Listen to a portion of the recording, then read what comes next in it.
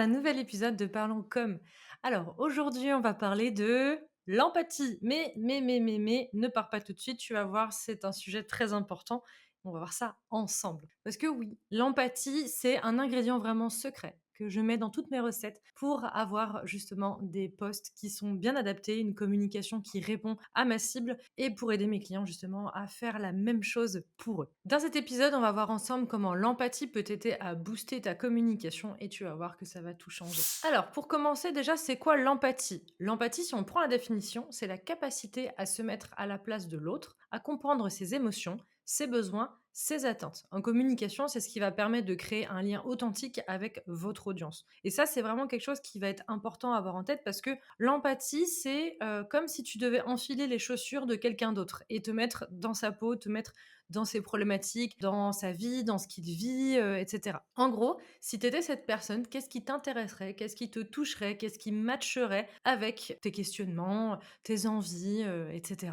Et l'empathie, elle est d'autant plus importante dans un métier où tu crées du contenu pour les autres parce que moi, il faut que je sois empathique avec mon client et avec le client de mon client. Puisque quand je crée du contenu pour un client, je le crée pas pour que mon client le consomme lui, je le crée pour que le client de mon client le consomme. Un vrai Inception, hein.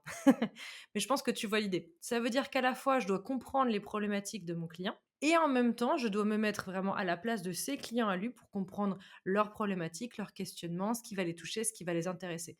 Et c'est en faisant cette mécanique-là que tu vas pouvoir créer du contenu beaucoup plus adapté. En fait, l'empathie, c'est un petit peu comme te changer en caméléon, mais moi je change pas de couleur, bon à part les couleurs de cheveux.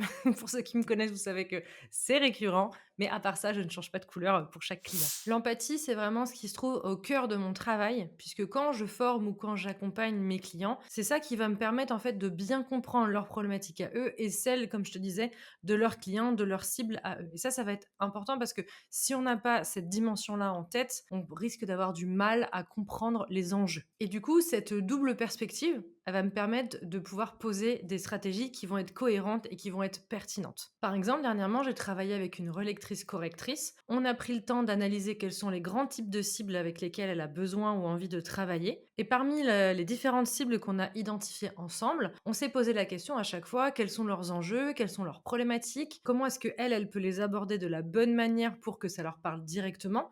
Donc en gros, pourquoi eux auraient besoin de faire appel à elle? Ça peut être pour leur image de marque, ça peut être tout simplement aussi pour éviter des fautes, etc.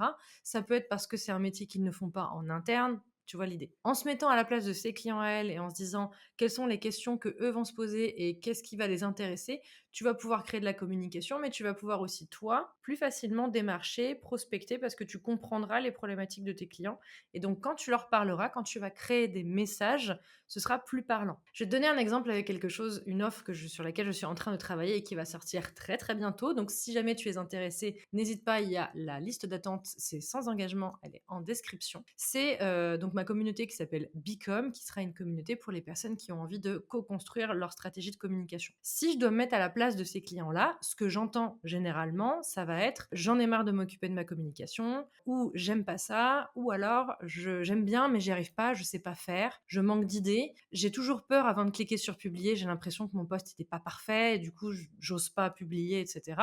Tous ces questionnements-là, c'est sur ça que je vais me baser pour créer de la communication, pour parler à ces clients-là, leur dire si vous voulez rejoindre Bicom, vous allez rejoindre une communauté qui va vous aider à co-créer du contenu avec moi et avec vos pairs. Et donc, en rejoignant cette communauté, vous allez pouvoir avoir à la fois des conseils d'une experte et à la fois le retour, l'avis d'autres personnes qui sont dans la même situation que vous. Donc, ça peut vous aider à justement prendre confiance en votre contenu. Dis donc, tu vois pas que tu me gênes un petit peu là? Attends, pas vrai ça.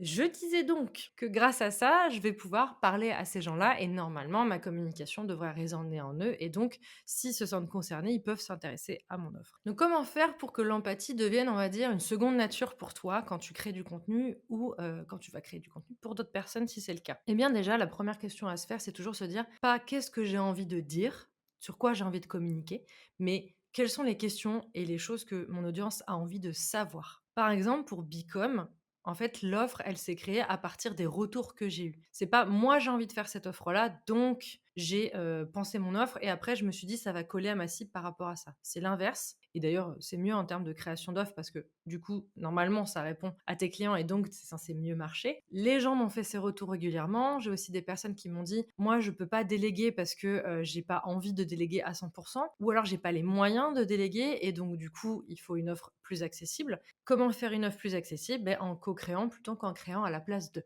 Pour en revenir à mes moutons, l'idée c'est toujours de te demander quelles sont les questions que se pose mon audience, quelles sont les problématiques qu'elle rencontre par rapport à mon métier, par rapport à mon offre. J'en parlais l'autre jour avec ma coiffeuse, c'est que par exemple poster des avant-après de coupe, de couleur ou autre, c'est une très bonne idée parce que ça montre l'expertise. Mais si on poste que ça, expliquer par exemple comment est-ce qu'on peut faire son brushing seul chez soi, ça va permettre aux personnes qui savent pas trop faire de pouvoir comprendre les bons gestes et de les appliquer chez eux. Et en même temps, il y a des gens qui me disent des fois: «Oui, mais si je fais ça, mes clients», bon, je prends l'exemple de la coiffeuse, «ils vont faire leur brushing chez eux et ils viendront plus chez nous». Bah non, pas forcément. C'est juste que de toute façon, c'est très rare les personnes qui peuvent se payer le coiffeur tous les jours ou tous les 2 jours pour se faire un brushing. Donc le fait de pouvoir expliquer aux gens comment bien entretenir leurs cheveux en dehors quand ils sont pas chez le coiffeur, mais quand ils sont chez eux, ça va les aider à avoir des plus beaux cheveux et donc ils vont être plus heureux quand ils vont revenir chez vous en disant: «Regardez, mes cheveux sont encore plus beaux que la dernière fois, vos conseils, ils m'ont servi» et cetera et cetera. Ça va créer de l'empathie, ça va créer une connexion et donc grâce à ça, les personnes vont avoir encore plus envie de venir chez vous puisque vous leur avez apporté quelque chose. Et ça, faut vraiment garder en tête cette chose-là. Donc n'ayez pas peur de vous mettre à la place de votre client et de se dire vraiment qu'est-ce que eux ils ont envie que je leur dise et à partir de là, de créer du contenu dans ce sens-là. Si vous voulez aller encore plus loin, vous pouvez carrément vous mettre littéralement dans la peau de votre audience. Essayez de prendre du recul, de tester les produits qu'ils utilisent ou que vous proposez, les services qu'ils utilisent ou que vous proposez. Et l'idée, c'est vraiment de vous mettre à leur place et de voir qu'est-ce que ça fait. Par exemple, si vous vendez des produits matériels, testez-les vraiment, pas avec le prisme de je teste mes propres produits, mais vraiment testez-les et voyez les améliorations, les questionnements, les choses comme ça. Ou faites-les tester par quelqu'un que vous connaissez bien, qui est un peu plus neutre et qui va pouvoir vous faire des retours si vous avez du mal à vous projeter à la place d'eux. Et puis, une chose très très simple, c'est tout simplement de demander. Votre audience, elle est aussi là pour répondre à vos questions. Donc, n'hésitez pas à lui demander qu'est-ce qui le bloque, quels sont les questionnements qu'elle a, c'est quoi sa problématique du moment. Et grâce à ça, vous pouvez créer du contenu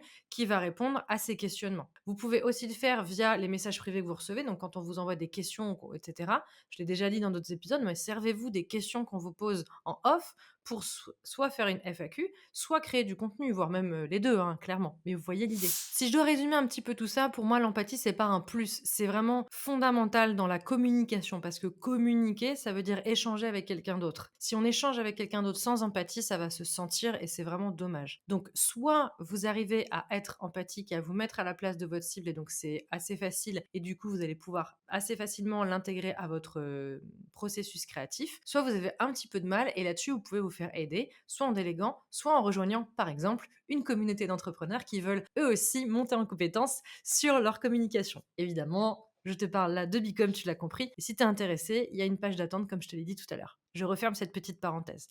Mais il faut vous dire que pour moi, l'empathie, c'est vraiment un super pouvoir en plus. C'est-à-dire que le fait que je sois quelqu'un de très empathique, ça m'aide énormément dans mon métier par rapport à ça, puisque je vais me mettre à la place des clients, même quand je suis pas concernée. Par exemple, des fois, je travaille avec des personnes dont la clientèle n'est pas du tout mon profil, mais j'arrive le plus possible, en tout cas, à me mettre à leur place. Et quand je suis pas trop sûre, parce que, par exemple, quand je travaille avec un métallier, j'avoue que je connais pas très bien ce secteur-là, bah là, c'est moi qui vais vraiment creuser avec le client et lui poser plein de questions. C'est quoi les questions que vos clients vous posent le plus souvent? C'est quoi les besoins qui reviennent le plus? Quels sont les projets sur lesquels vous travaillez le plus régulièrement? C'est quoi votre offre phare, etc.